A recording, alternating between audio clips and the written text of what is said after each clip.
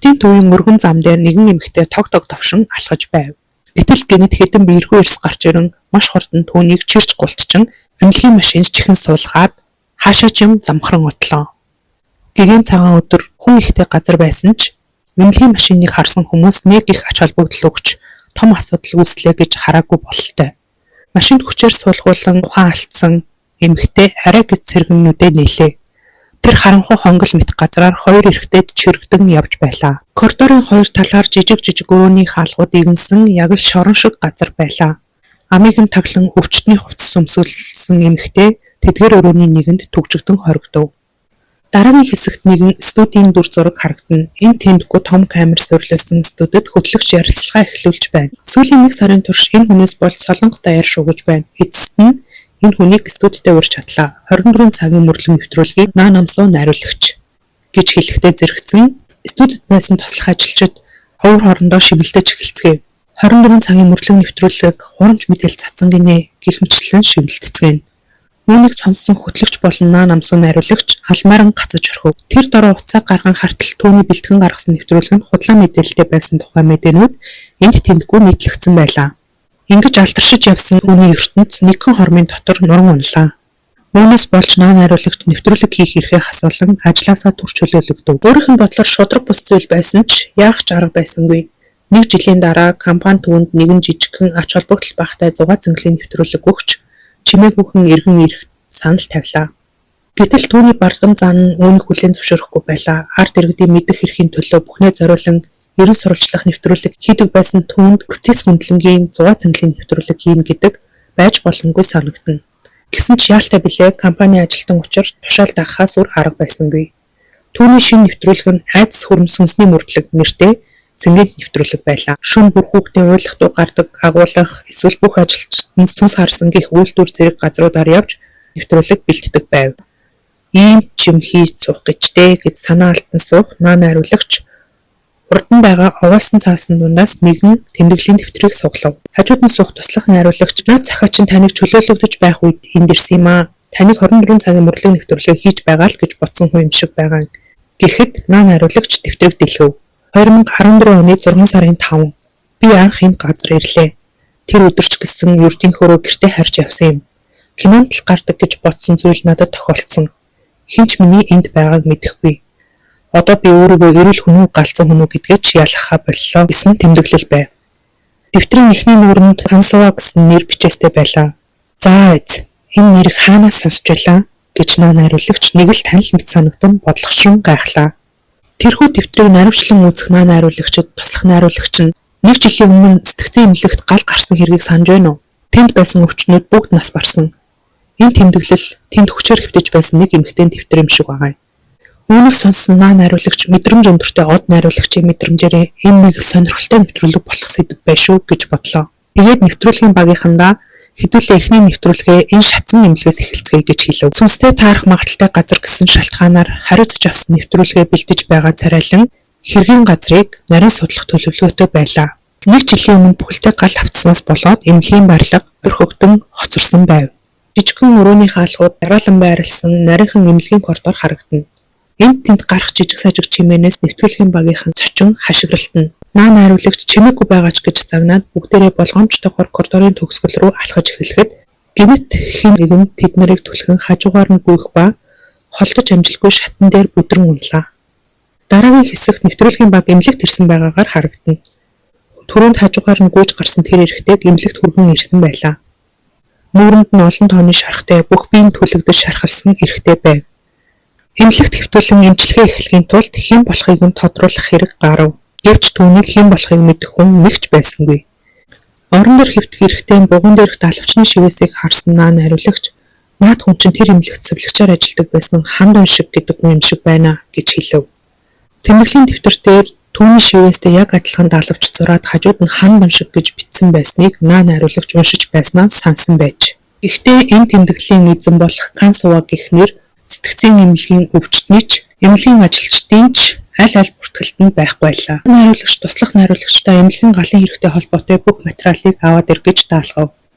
Тэгээд хинч байхгүй үеийг ашиглан эмнэлгийн орон дээр хэвтэх ханд уншиг руу ойртон очиж яриа өрнүүлэхээр хичээж эхлэв.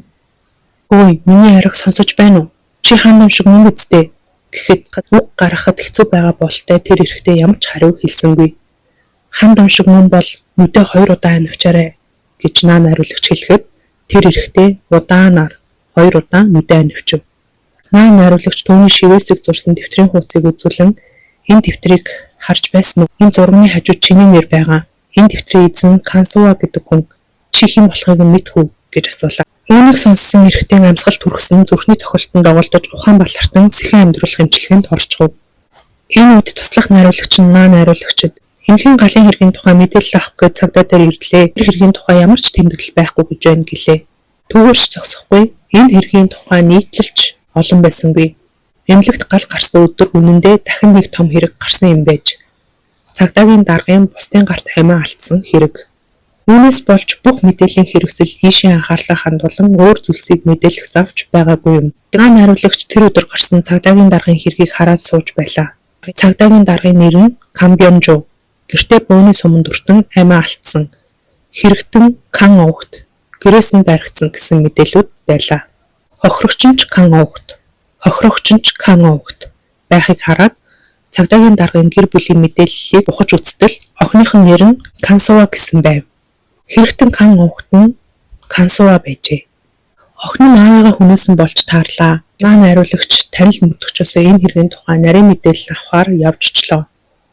Охин Кансуа нь хэрэг гарах үед сэтгцэн эмнэлэгт хоригдож байсан. Энэ хэргийг үйлдээгүй гэж хүчтэй эсэргүүцэж байгаа гэж мөрдөгч хэлв. Өмнө нь хэлсэнчлэн түүний байсан гэд байгаа эмнэлгийн тэмдэглэлд Кансуа гэсэн нэр огт байхгүй. Тиймээс түүнийг эмнэлэгт байсныг нотлохооч байхгүй гэсэн үг. Мөн Кансуагийн ээж нь хэрэг гарахын өмнө хорвоог орхисон байсан учраас түүнийг гэрчлэх хүнч байхгүй болж таарлаа. Хүмүүс түүнийг аавынхаа хөрөнгөнд санаархан хөнөөгөөд галзуурсан дүр эсгэн шоу хийж байна хэмээн дүгнэлгэж байв. Наан найруулагч найз мөрдөгчөөс гуйсаар байгаад мөрдөгчийн дүгээр сэтгцэн эмнэлэгт хоригдож байгаа Кансуатай уулзахар боллоо. Хэргийн тухай ярьж сэтгэл санааг нь өмүүлэхгүй байх, түүний хэрэгтэн биш зөвхөн өвчтөн гэсэн харцаар харж харьцах гэсэн хоёр амлалтыг өгөөд наан найруулагч Кансуатай уулзлаа. Амьгүй юм шиг цонхисан цагаан царайтай Кансуагаас гар дээрх сорвийг нь харсан наан найруулагч энэ гал гарах үед үүссэн сорвив гэж асуухад Суваа гасныхаа ханцуугаар гараа нуув. Юу ч асуусан гөлхөр царайлан ямар ч хариу хэлэхгүй суух Суваад наан найруулагч Суваагийн дэвтрийг гарган харуулхад Суваа гэмтхэн л гар хуруугаа оролдон тэвдэж эхэллээ. Найруулагч Суваад өөрийн нэрийн хуудсыг үлдээгээд буцаж явлаа. Үүнээс хойш дургүй зүйлээ хийхээ оронд өөрийн чаддаг зүйлээ хийхээр шийдсэн наан найруулагч Камбионжу Кансуа хоёртой холбоотой хэргийг илүү нарийн судалж эхэлдэг. Камбионжу цагдаагийн дарга нь хамтран ажиллагчдаа хүлээн зөвшөөрөгдөн даргаар томилогдсон нэр хүндтэй хүн байсан ба нэг охинтой Чаян Суг нэртэй эмэгтэйтэй гэрлэж сайхан амьдарч байжээ. Тэгэхээр Кансуа нь Камбионжугийн эхнэрийнхэн дагуур охин байсан байж. Наан найруулагч мөрдөгчийн дүрэсгэн уулзахад нь огт хариу үйлдэл үзүүлээгүй Суваа алдаж явсан найруулагч гэсэн нэрийн хуудсыг нь хараад дахин уулзахыг хүслээ. Уулзахаар ирсэн наан найруулагч руу тэр хүн алаагүй. Гэхдээ та тэртээ тэргүй итгэхгүй бидтэй гэж нэг л гомдолтой харцаар Суваа харна. Наан найруулагч тийм ээ үнэн ер нь л итгэхгүй байна. Гэхдээ чиний түүхийг сонсох хүн надаас өөр байхгүй байгаа. Тийм болохоор юу болсон тухайгаа яриад өгөл төө гэв. Юуны эхлэлт гарсанчлан Кансуа нь гудамжнаас хулгайлагдсан хаан гэдгийг нь үл мэдэх нэгэн эмнэлэг шиг газар ганц орноос өөрсдөлгүй өрөөнд хоригдсон. Тэр газрын дарга болох Жанг их хэрэгтэй Суваад Кансуа энэ бол галзуурсан болохоор ирдэг газар биш. Сэтгэл зүрхэн өвцөн хүмүүсийн ирдэг газар байгаа юм. Сайхан агаар, сайхан хоол, сайн эмчилгээ хийлгээд эндээс гарцгаая гэж хэлнэ. Суваг энд ирэх үед нэг залуухан эрэгтэй сувлагч энэ газар ажилд орсон байдаг. Тэр бол хандун шиг юм. Бусад сувлагчтай харьцуулахад энэ залуу Кансуад илүү сайн хандаж халамжилдаг байлаа.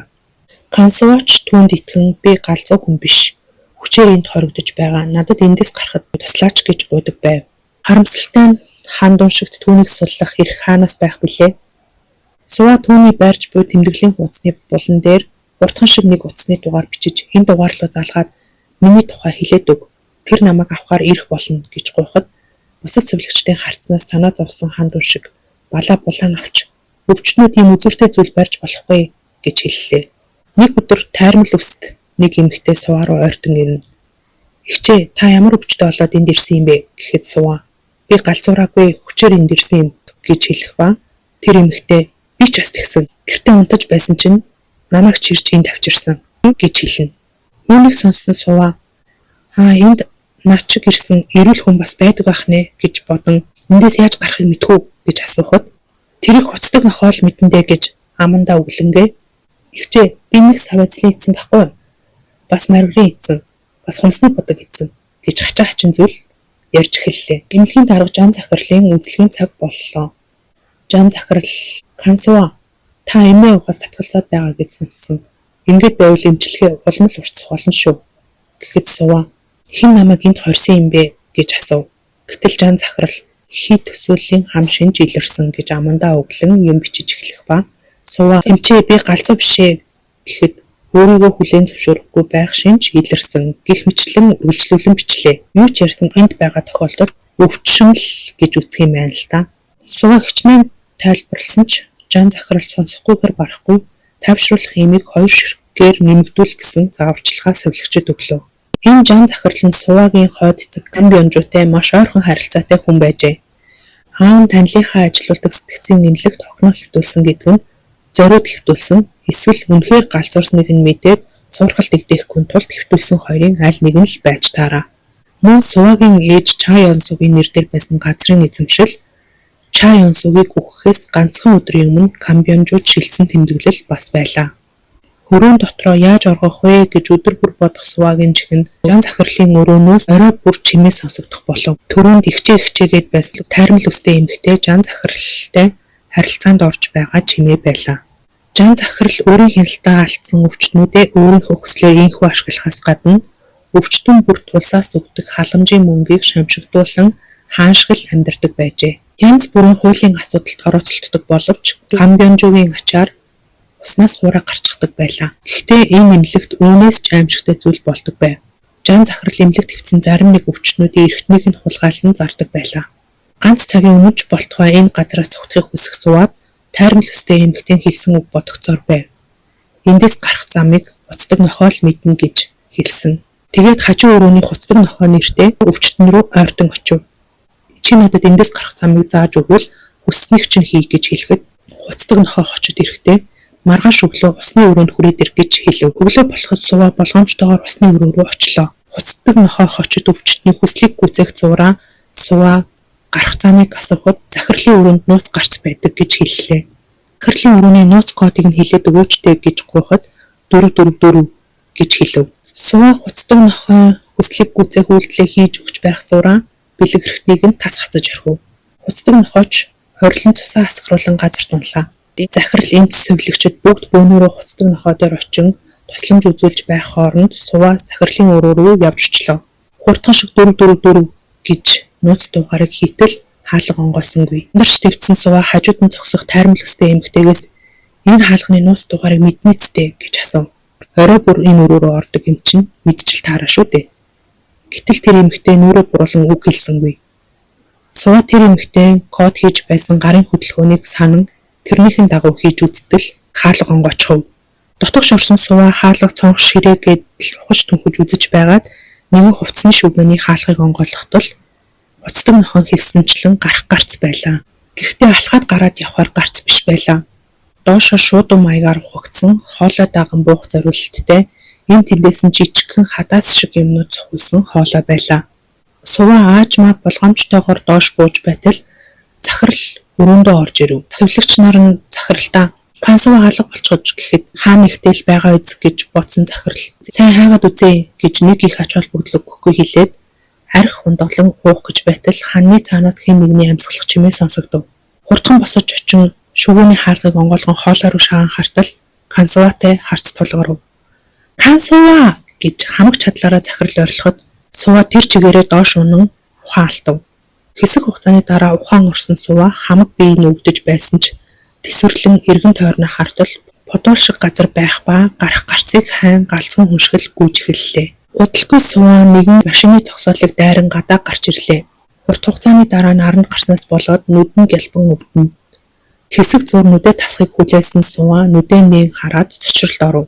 Яагаад ч юм хинч мэдэхгүй эзгүй газар хоригдож байгаа гэж төсөөлсөн Суваа баригдаж хоригдохын өмнө алхаж явсан талбай дээрээ гарч ирсэн байлаа. Гэл нүцгэн өвчтний хувцастай Энэ тэндээс нь цус гойчсон сэгсгэр үстэй сувааг хүмүүс сэжиглэнгүй харна.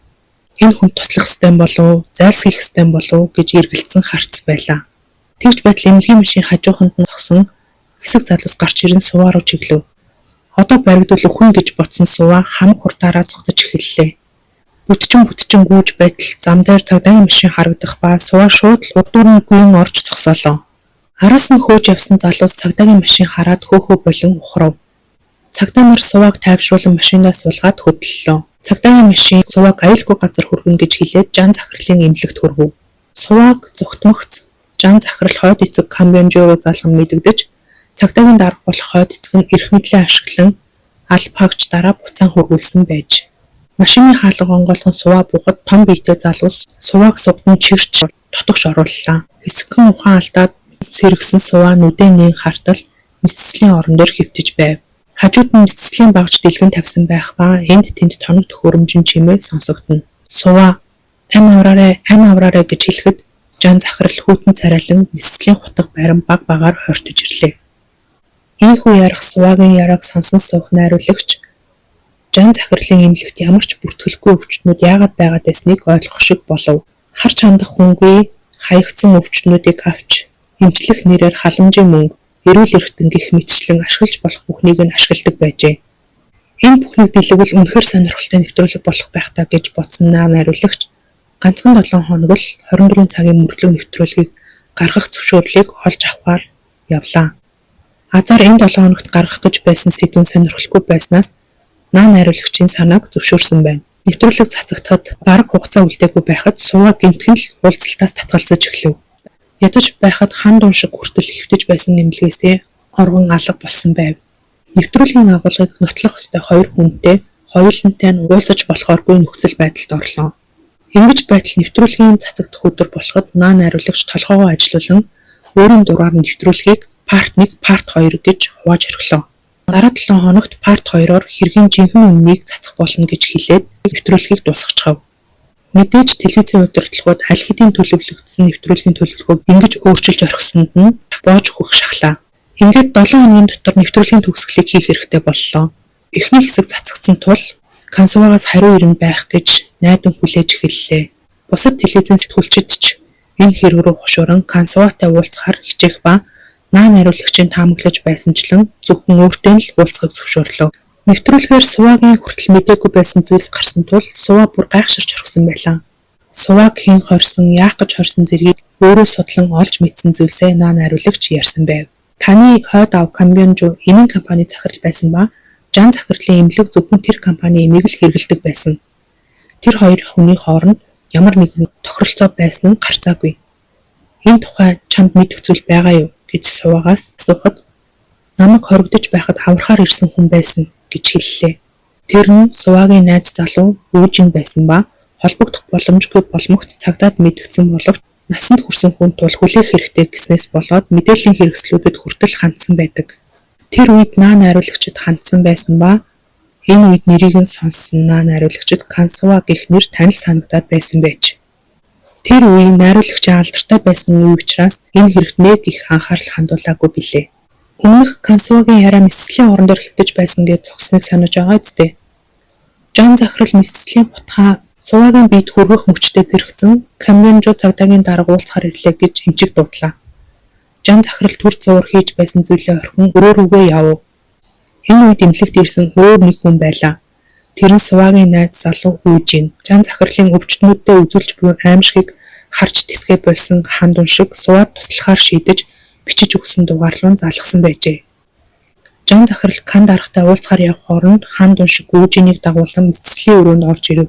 Кан даргын Жан захиралтай уулзахаар ирсэн шалтгаан нь Сувааг орхисонтой холбоотой байлаа. Ганц хүн хориод байж чадахгүй арчаагүй амтэн гэж уурлах кан даргын үгийг сонсон толгой бүхэн суух Жан захирал. Энэ зур Үүжин Сувааг олж харан Суваа гэж орилоход хан дун шиг чимээгүй бай уртхан шүтлэх хэрэгтэй гэж сануулв. Сувааг өөрөн хан дун шигаар замчлуулан гарч явсан Үүжин Жан захиралтай таарч орхив. Том биетэй хамгаалагч залуусч чирэгдэн мэдсэлийн өрөөнд дахин хүргэгдсэн гурвыг залуус зодож эхэллээ. Ялангуяа хан дун шигийг урвсан шалтгаанаар бүр их зодож байв. Жан захирал үргэлжлүүлэн Үүжинийг зод гэсэн тушаал өгөхөд Суваа Уучлаарай надаас боллоо гэж гуйж эхлэв. Жан захирал дуугүй бай. Танаа аваас болоод өнөөдөр сэтгэл санаа хогшиг байна. Би чинь гидсийг ухаж доторх эрхтнүүдийг чинь нэг нэгээр нь салхан зарах болно гэж сүрдүүллээ. Суваг гэмтээхийн өмнө Үүжинийг зохицуулахар шийдсэн Жан захирал эцэлийн ширээн дээр хэвтэх Үүжиний арсыг зүсэж эхлэв. Энэ үед өөрийнхөө зуршлын дагуу тайрмал өстэй эмэгтэй захирлын өрөө рүү явж орлоо. Захирлыг хүлээх зураа өөнд нь байсан даануудыг нэг нэгээр нь асааж эхлэв. Энэ эмэгтэй эрүүл ухаантай хүн биш учраас хэдхэн ширхэг лабус хэдэн зуун лаа асааж орхилоо. Тайрмал өстэй эмэгтэй гал алдан эмнэлэг галт автаж эхэллээ. Үүжнийг гизэг зүсэж байсан эмч гал гарлаа гэсэн чимээнээр чухал бичиг баримтаа авахар өөрийнхөө өрөө рүү гүйлээ. Гал тавьчаад юу болж байгааг ч ойлгохгүй алхаж явсан тайрмал өст суваа Үүжийн ханд уншихгүйн хоригдож байгаа өрөө рүү шагаан "Игчээ юу хийж байгаа юм бэ?" гэж асуулаа.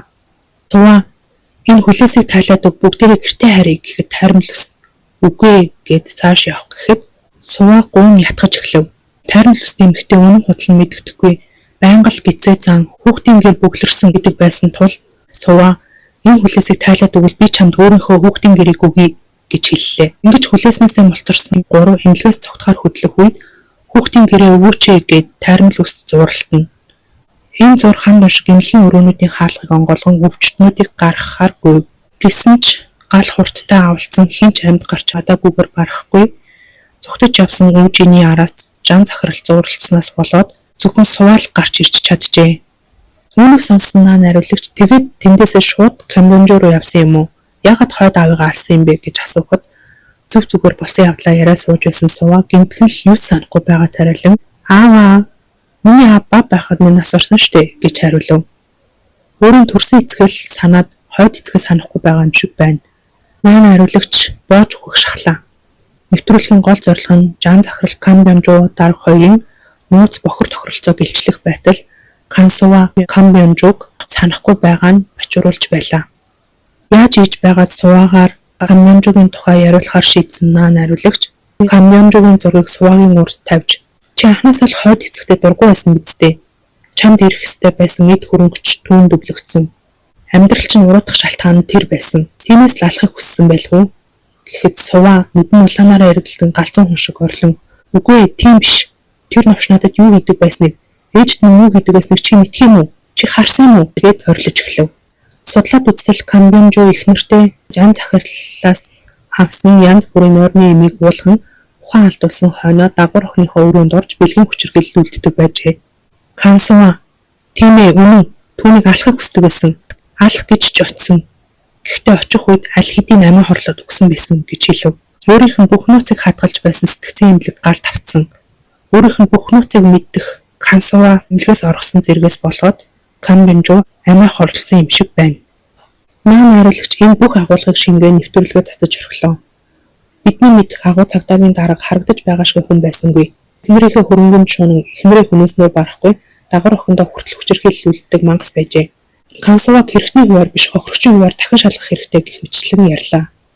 Энэ нэвтрүүлэг цацагдаж Камбонжогийн бүх булгаа илэрснээр ард иргэдийн үзэл бодол 180 градус эргэж үүнээс болон цагдаа мөрдөгчд буруу мөрдлөг хийсэндээ уучлалт хүсэн 7 жил сэтгцийн эмнэлэгт хоригдох ял авсан байсан Кансува суллагдан эрх чөлөөтэй боллоо.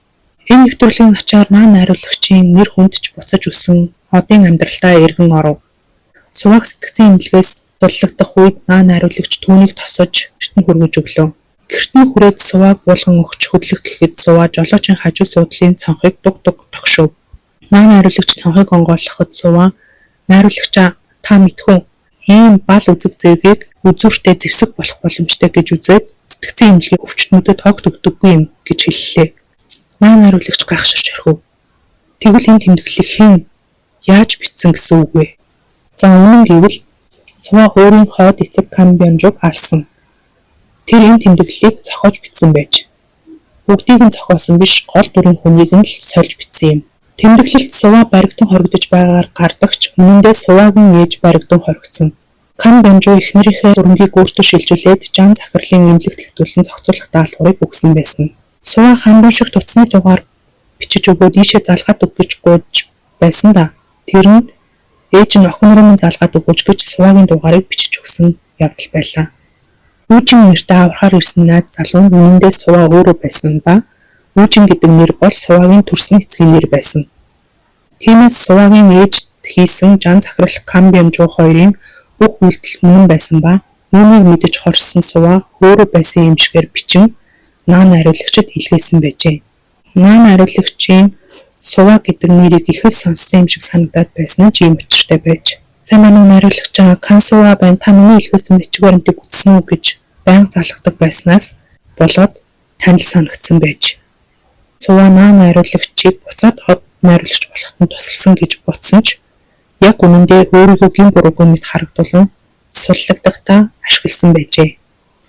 Наан хариулагчийн энэ бүхнийг ойлгосны дараа хуйлах үнийхүү хоёрын хооронд гаргах царайг харуулan кино төгсдөг. Энэ бол 2016 онд гарсан Кан Евон, Lee Sang-yoon, Choi Jin-woo жүжигчдийн гол дүртэн тоглосон Надтай уулзахаар ирээч кино байлаа.